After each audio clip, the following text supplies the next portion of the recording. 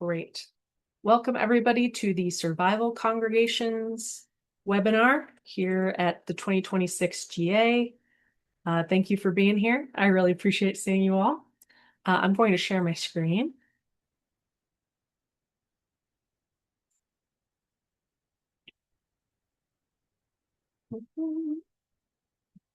So my name is Lori Stevens. I use she, her pronouns, and I'm going to get into more of an introduction in just a moment. But first, let's talk about the contents of this webinar. I'll do a little bit of an introduction to the topic, the triad of modern crises, which we are all probably familiar with. Won't linger on that too long. And then we'll get into talking about 4 pillars that congregations can build and lean on to become more resilient for any kind of crisis that may arise. Finally, there will be some guidance for next steps, and there is a PDF with a checklist that you can download in Whova if you'd like to use this material for your congregation. Like I said, my name is Lori Stevens, rhymes with story. I am a UU minister at the Oak Ridge UU Church here in East Tennessee. I'm not an expert on this topic of preparedness or emergency survival or anything like that. In fact, I'm quite an indoor kid, but I was 11 during 9/11. I was 18 during the Great Recession. I was 26 at Trump's first election. I was 30 during the pandemic. I enjoy researching history, and I am noticing a pattern. Maybe you've noticed too, that every couple years, maybe every 3 to 5 years, there seems to be some big crisis. And so rather than continuing to be shocked when they happen, I've been thinking, why don't we assume they're going to occur and prepare ahead of time? So this webinar is all about congregations as resilience hubs in a volatile world. It is about how our congregations can be more prepared themselves and therefore help our communities be better prepared, no matter what comes up. Let's talk a little bit about the triad of these modern crises. There are natural challenges like natural disasters, some of which are increasing because of climate change. Oh, and I apologize, I didn't give a physical description.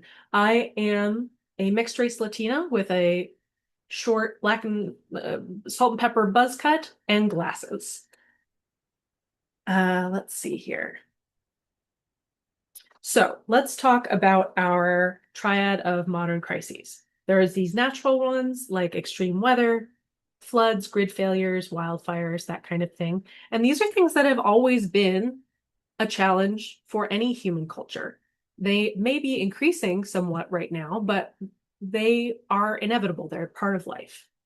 The second one I want to talk about is resource challenges. So that's the economy, that is supply chain failures, that is anything that makes it harder to get what you need when you need it, that causes financial strain or resource scarcity.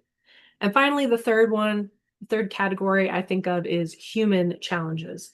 So these are political polarization, civil unrest, sometimes political violence, especially towards marginalized communities, that kind of thing.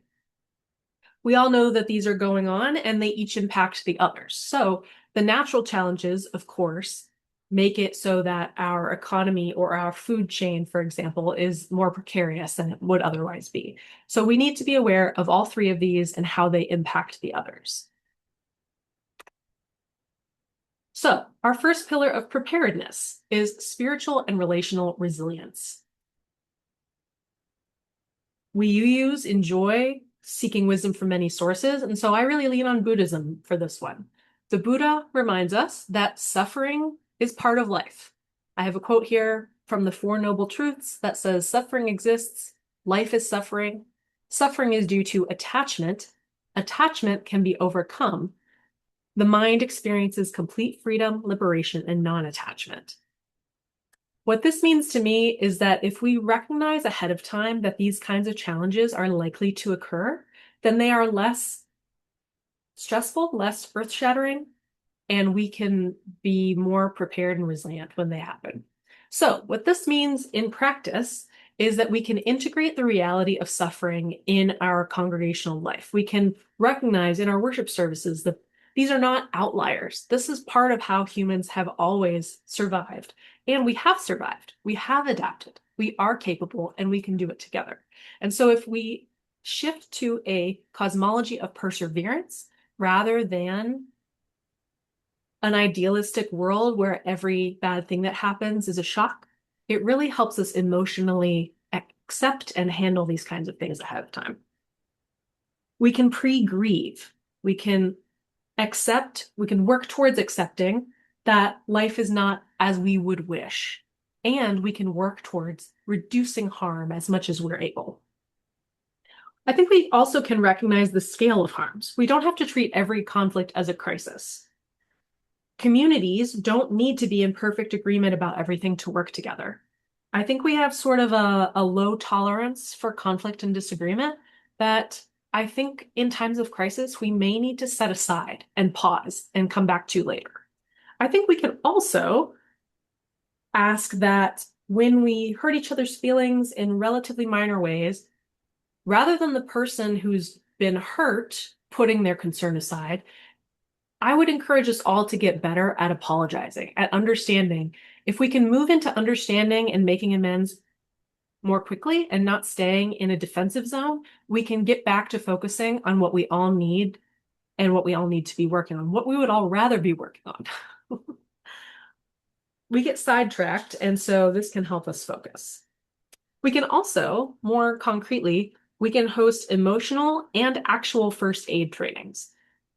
CPR is a great place to start. There's lots of Red Cross and other organizations that offer first aid trainings. Ministers and chaplains can offer emotional first aid training. So this can involve a squad of people who are prepared to do basic crisis spiritual care. When something happens, how can people start to process it so that trauma doesn't get rooted in our bodies? We can also start to build decentralized relational networks. So that means things like building phone trees and small group networks so the community can stay connected even if a physical building is inaccessible. What I would suggest on this front, and we'll talk a little bit more about this later, is neighborhood pods. Looking at geographical areas where your members and community friends of the congregation, or if you're not connected with the congregation, other organizations you can be connected with, noticing the local geographical area and helping each other stay connected within that in case of an emergency.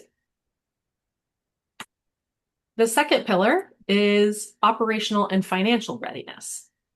We have a picture here of Ned Stark, and the phrase winter is coming from Game of Thrones. The Stark family in that famous fantasy series were all about being prepared for hard times. So, in terms of operational and financial readiness, I would suggest that your congregation or any family or organization you're a part of consider a rainy day fund, establishing an untouchable cash reserve, ideally of 3 to 6 months of lean operating expenses, to survive sudden drops in giving or spikes in utility insurance costs or economic challenges of any kind.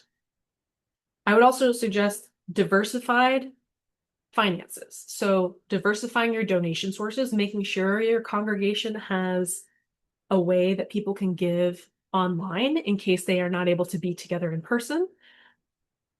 And that you consider diversifying investments, making sure your endowment is not wrapped up all in the same money market that, as we all know, has a tendency to be quite volatile. It's always wise to have at least part of your investments in less volatile sources rather than have all of them in places that can be shaken easily. Let's talk about digital organization. Many of our congregations are digitally disorganized, but we can work to make sure that our files, especially our key operating documents, are accessible and backed up both in cloud storage. So say you use Google Drive, that's wonderful, and locally backed up. It's good to make sure you have paper copies of your key governing documents somewhere accessible that everyone knows about Say there is a binder where all our bylaws, our our charter, all those kinds of things are physically printed somewhere. And then make sure to update that regularly. And it's wise to have a continuity of operations planned so that if your minister or other leaders are incapacitated in some way, we know who is in charge next, who holds the ball next. That way, it's not as stressful or as scary if it occurs. Our third pillar is called the sanctuary of physical infrastructure. So this is a lot, this is more about the actual physical resources that you have. One place to start is having an asset audit. Asking, is your facility a liability or an asset during a crisis? Ask yourself, if we were to host a warming shelter this winter, how would that go? Would it be smooth? Would there be a lot of issues? And those issues can give you a hint about what you might want to shift at your congregation. Now, I don't know about you all, but the congregations I've been part of have sometimes been, there's been a wide variety of folks who have different emotional approaches to these kinds of topics. There's often a safety team who is perhaps more prepared to discuss these kinds of things and who may sometimes accidentally scare others because they are trying to motivate people to care. And so they will name a lot of scary things that are happening that we're all mostly already aware of. What I would suggest is rather than that fear-based motivation, instead frame it as resiliency planning so that you can balance the congregation's anxieties.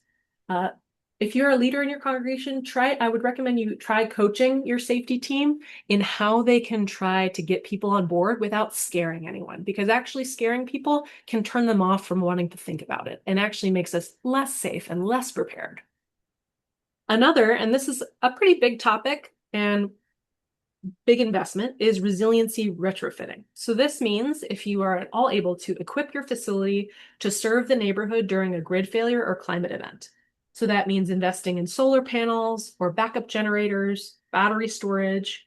It means having an emergency supply of food, first aid, water filtration system, maybe even a well. And one of the more easy ways to prepare for this is to start shifting to localized food security by creating a community garden. Grass lawns are a wasted resource. They're wasted land and they are wasted opportunity to grow food. So if you've got gardeners in your congregation, get them organized and have them start to build a vegetable garden. You can also coordinate and have members use unused spaces at their homes to create gardens and have a squad of people who go around to these dispersed gardens and help take care of them so that it isn't all on one person. And in fact, these dispersed gardens are supporting the whole community. And just a reminder, we'll get to I see some things in the chat, but we will get to questions and answers at the end. Thank you for your patience. Finally, coaching congregants on their own personal home emergency planning. So that includes coaching people on how much of their own personal emergency resources they might want to stock up on. The usual recommendation is 2 weeks of supplies per person. So that's water, food, any sort of medicine you may need, that kind of stuff. It's also recommended to have a plan in case family members get separated about where you're going to meet if you can't communicate. It's very wise for congregants to have these personal things planned out, and congregations can help coach them through that. Because as they say, Noah didn't wait to build the ark until it was already raining. And we have a picture from the movie Mean Girls of Karen, who has a famous line saying there is a 30% chance that it is already raining. Pillar 4 is about community and civic partnerships. Our congregations don't have to approach this alone. There's a wonderful quote from the Torah, from Psalm 121, that says, "I look to the mountains, from where does my help come?" And there's another quote here from Mr. Rogers, the famous "look for the helpers" quote. There are some proactive relationships that you and your congregation can build to be more prepared. This includes the neighbors, like other local congregations that are open and friendly, Mm. like individual members, adjacent neighbors in their neighborhoods.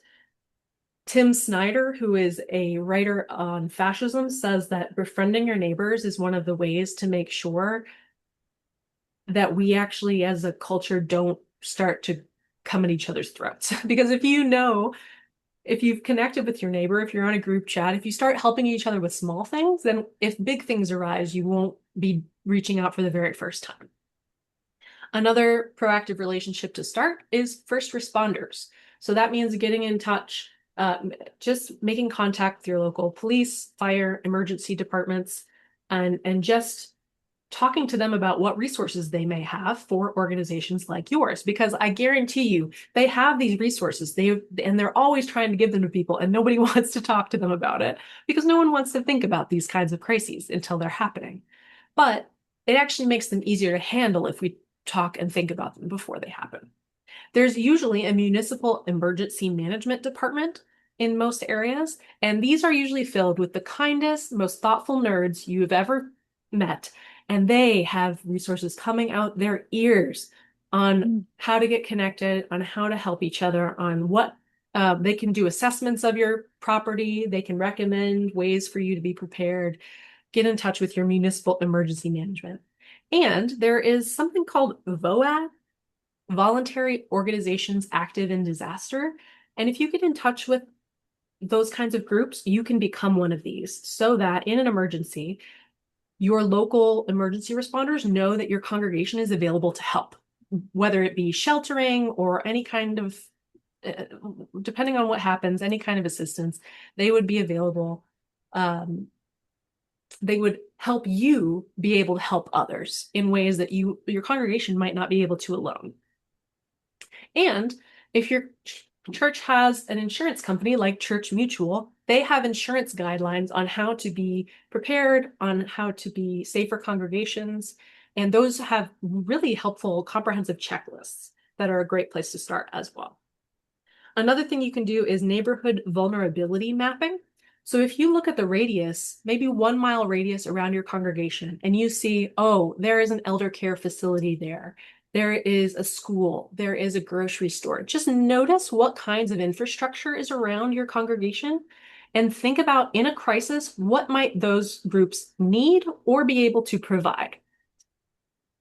And if you have that map, then it is a lot easier when the time comes to know who you can help in the area. Additionally, FEMA has a grant called the Nonprofit Security Grant, the NSGP, that is available to help congregations make their buildings more prepared for crises ahead of time. And so I would recommend that you consider applying to that. Finally, the resilience roadmap, some suggested next steps, because this is a lot of information. So how to start and what are some just concrete next steps you can take. And this goes along with the PDF checklist that I included in Whova. First, the more spiritual, ministerial staff and volunteers can help the congregation pre-grieve that the world does not work the way we may have imagined when we were younger. Crises happen, but it's not actually that new. If you look through human history, humans have always dealt with these crises, whether they be droughts, plagues, political crises, and we adapt. So if we expect them, they won't shake us so much when they happen. So that pre-grieving step is actually quite important. That opens us up to creating a possible resilience committee. And so that would be the folks that hold the ball on preparing the rest of this plan. You could also have a food or garden squad to help create local food security for your congregation and your members. Then that resilience committee can do an asset and vulnerability audit. So that can look at what physical resources you have and what physical vulnerabilities you have, things about the congregation that may need to shift in order to make it more resilient in a crisis. You can also coach your members through how to do this for their own personal homes and neighborhoods. The second set of steps includes establishing emergency fund and supplies and to schedule regular checks on those supplies because supplies go bad. And so checking at least once a year to make sure you pull out anything that's gone bad and refresh the stockpile. Your extreme couponers in the congregation can help with that. That you can train staff and volunteers in emergency response. This includes emotional first aid, like we talked about, as well as actual first aid. You can back up your data. Make sure that the key documents of your congregation, including contact information in case of emergency, in case your online database goes down, make sure you have paper copies of all of those things that get refreshed and updated regularly. Again, make sure you schedule regular maintenance checks on that information. And you can invest in your congregation. You can encourage your congregation to invest in resilient infrastructure. These are often big ticket items, but they can help your congregation be more sustainable in the short term and be more resilient in times of crises in the long term. The third set of steps is to connect with neighboring UU congregations, neighboring houses of worship of any kind, because we all need help in a crisis. You can also connect with your UU State Action Network if you have one. You can apply for that FEMA grant that I mentioned, the nonprofit security grant. You can begin meeting your local emergency management team and see what resources your municipal area has. And your congregation, if it's really, 5 stars, it's really onto this, you can consider hosting a disaster response simulation. And that's different than a disaster simulation. Rather than, I've had folks at my congregation, bless them, suggest doing an active shooter simulation. That can be really scary for people, really kind of traumatizing. We actually don't need to necessarily practice the active part of the disaster. Instead, what we can practice is the response. We can practice if there were wildfires, where would we go? If there was this, what would we do? And just work through that all in our head. It's actually a form of play to rehearse these kinds of things and make sure that we all kind of know what would happen. Another option is to actually host a warming or cooling shelter. My congregation here in Oak Ridge, Tennessee, we actually host the only warming shelter in all of our county. And this has actually been a great practice in making sure we can shelter, feed, and take care of people for a surprisingly long period of time, sometimes 2 weeks overnight. Make sure we've got the supplies we need, that we know who in town can help us. And just starting to do those warming and cooling shelters, not only can that help those who are experiencing homelessness in an immediate sense and potentially save lives, but it prepares your congregation to be responsive in a crisis. So to wrap up, these actually are precedented times. These are experiences human cultures have always had to deal with. And so if we start to process them, if we start to accept that this is normal, then we can go ahead and move into the next steps of being prepared. We humans are adaptable, we're capable, our congregations are skilled and wise. So if we're prepared, we can work together to reduce harm and get through these crises together. Thank you very much. Now we will open it up to some questions and answers. Stop sharing there. Okay. Yes, Briar, I agree with you. Millennial life. I see some folks introducing. Thank you.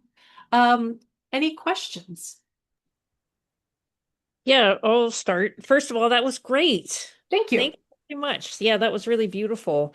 You may know this already, but the Side with Love folks, the climate folks, Rachel McSylvie, I think, has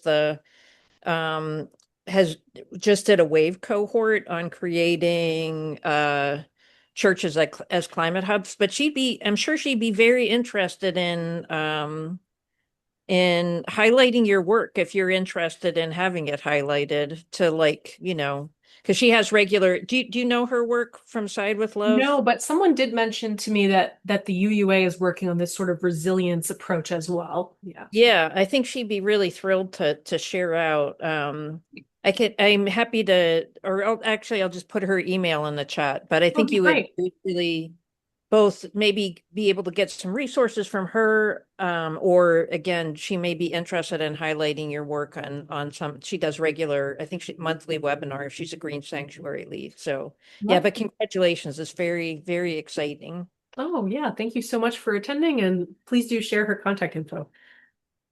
Any other questions?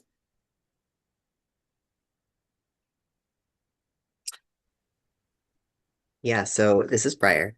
That was fabulous. Thank you so much. I'm really excited to bring some of that back to my congregation. Not just some, a lot of it. I'm a co-chair of our ministry council, which is um, the leaders of our different committees and programs. And so being able to share a lot of this with all the groups at once is going to be awesome. I had a question though about the emotional first aid. I'm also a worship associate, and I'm already in my head thinking about, oh, that would make a great service. Where do you recommend getting started with that? That's a great question. I think your basic spiritual care trainings that the UUA has in Leader Lab and that kind of thing are good places to Yeah. at least start. And then there are what's called like movement chaplaincy trainings. I don't think you have to be ordained to take part in those. And Okay. there are those can kind of get you in would have more resources even for more advanced topics because your average spiritual care volunteer usually they are willing to help with deep listening, but actual like being prepared in a for a trauma situation is another level. Mm. So I would definitely recommend careful screening of your folks and careful training. Um, let's see. There's a couple really good resources. One is called How to Keep House While Drowning. It's actually more about domestic chores, but her framework Mhm. of of making things functional is actually really, really helpful. And there's another one called Trauma Stewardship that can help spiritual carers make sure they don't burn out as well. And so those Mhm. might be two good places to start. Thank you. Thanks for your question. I'm actually going to share my screen real quick and show you all a snapshot of the PDF that's attached to this presentation. Let's see here. Bear with me for just a moment. So there's quite a lot of things on this checklist. Ooh, that is small. Um, bear with me just a second.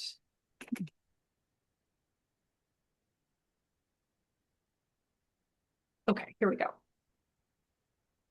Okay, so this has those pillars we talked about and checklists for how to sort of approach. Not all of them are super, I mean, so the first one is integrate the reality of suffering. That's a hard one to check off the list. That's kind of something that your congregation is sort of a shift in almost theology of understanding the nature of the world. But a lot of these are more concrete. So building coalitions, those first aid trainings, adjusting your finances to be more resilient, those kinds of things. De-escalation training for greeters is also another good idea. And there's lots and lots of resources out there for verbal de-escalation.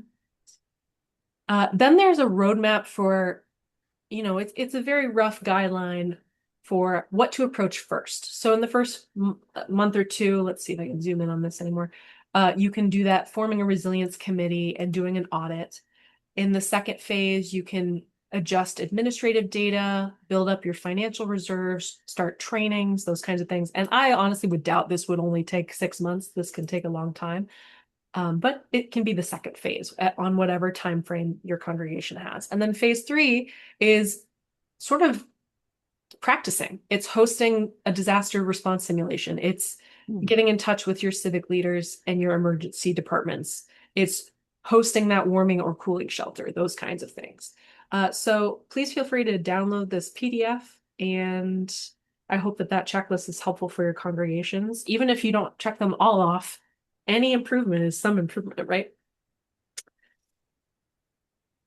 Any other thoughts or questions? Am I muted or can you hear me? I can hear you. Okay. Where do you find this FEMA grant? You talked about that a little Yeah, bit, and that's I'm a just great trying to figure question. out. Let me see if I can pull up a link for that really quick. It's called the Nonprofit Security Grant Program, and let's see if I can find a link for you here. Yeah, nice and easy. We love a well-organized government website. The emergency preparedness folks do tend to be very organized, which I appreciate. I just linked that in the chat. It is mostly, in my understanding from, I've just glanced through it a little bit, it's mostly for infrastructure changes to your congregation.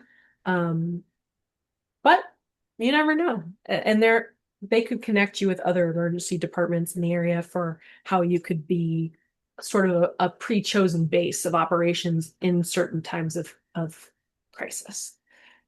They always need prepared staging areas and things like that. I'm trying to think. And then you said something, neighborhood vulnerability. Mhm. Um, what is that? That's a great Or question. is that So to restate that, there's two parts of it that you could do. Your congregation, you can, your resilience committee or whoever's looking at this, if you take a 1 mile radius on the map and just see what kinds of organizations are around you, whether they be nursing homes or schools, grocery stores, water treatment plants, any kind of like infrastructure, just find out what's in your immediate area and you can start to look into what those groups might need and what they could provide during a crisis. So a nursing facility, if the electricity grid goes down, they could really need some help, right? They might need more hands to transport people. If there's a school, they might need assistance, that kind of stuff. It's always a good idea to contact those organizations before the crisis because sometimes what they don't need is a bunch of people showing up who don't know what to mm, do. But you can start to reach out to those groups in that 1 mile radius around your congregation and just make connections. You can also encourage anyone in your congregation can do the same in their home neighborhoods by connecting with their adjacent neighbors, creating a group chat, starting to just stay in touch with the human beings around them, and just talk about like what is the emergency landscape where we live? How could we help each other? Hoping that you're never going to need that information and preparing in case you do. Uh, just getting in touch with each other can also lower the political tensions in your area. I live in the South, and what we have seen from a lot of experts is them saying good neighbors lower the political tension in the area. Because if folks meet each other, it's kind of hard to hate each other because you realize you're all just human beings. So it kind of serves multiple approaches. But basically, finding out who's around you, connecting with them, and talking about if something happens, how can we help each other? so it's not something that you can go on and do it like a map type of a search. You're actually individually looking at all the things in your neighborhood. Mm-hmm. There's not a print, how can I I'm trying to think. I thought there was like a formula or something that actually prints out things. Hmm. Um, I Not that I'm aware of. The way I would do okay. it, go on, Google Maps or whatever map service you use, and you could print it out if you wanted to, so that you knew exactly what that 1 mile radius is. But you could just search things like, um, you can just look at what businesses and nonprofits are in the area. Just Okay. literally look at the map, zoom in and see, okay, well, what's on which street? So it can help to create a physical map. Yeah. Okay. Thank you. Mhm.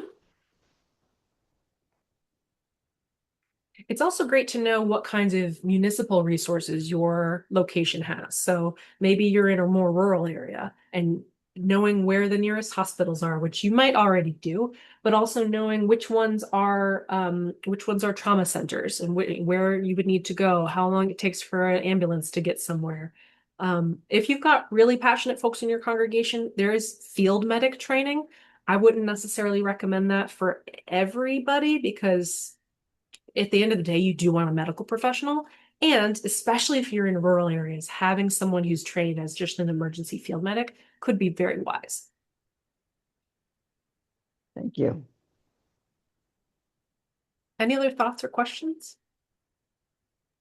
Yeah, I did want to say this is like just building on this, both the conversation with the UUA, but also my own colleague. She's our Green Sanctuary co-chair.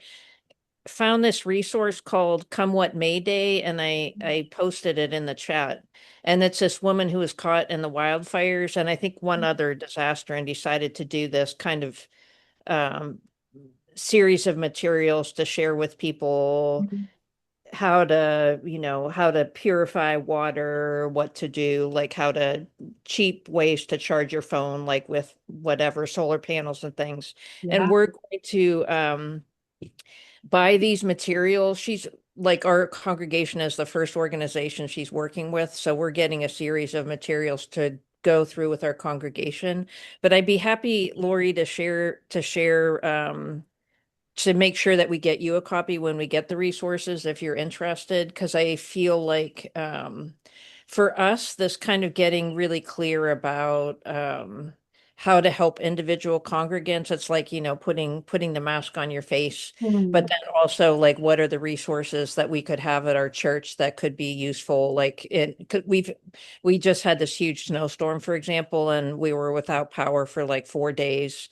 And it just became really obvious that things that you're talking about, like phone trees and like getting a sense of who's vulnerable and being able to share out resources is just so important, including that, like how do you build, which is definitely a UU thing. How do you build community, Mhm. which is like important in general, but then when things, you can just think of a million different kinds of vulnerabilities. It's not just one. There's a million reason why the power goes out, or you Yeah. suddenly have to feed yourselves when the grocery stores are Yeah. closed, whatever. But You actually mentioned another vulnerability audit aspect that your congregation can keep on is, once a year, making a list of those who are elderly or disabled or who may need a little assistance in a crisis, maybe a family with a lot of kids, that kind of thing, and just keeping a list of like a paper list of what their addresses are so that in a crisis you can have folks drop by and see if they need anything. That would be really wise.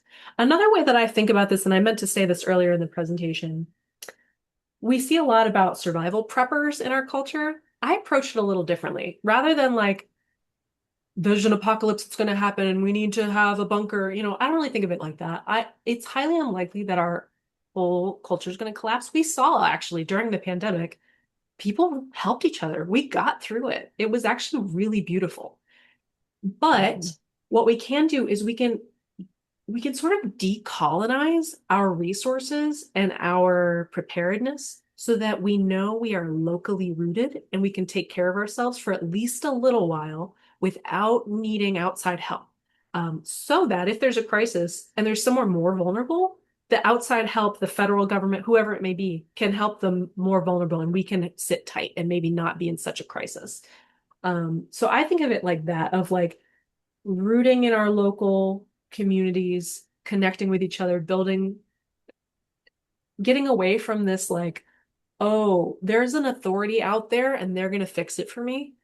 That's true. There are really wonderful and skilled people out there. And if we are rooted and connected, we'll be able to handle it for a little while and it will be easier and it will reduce harm. So thank you for the hearts, Briar.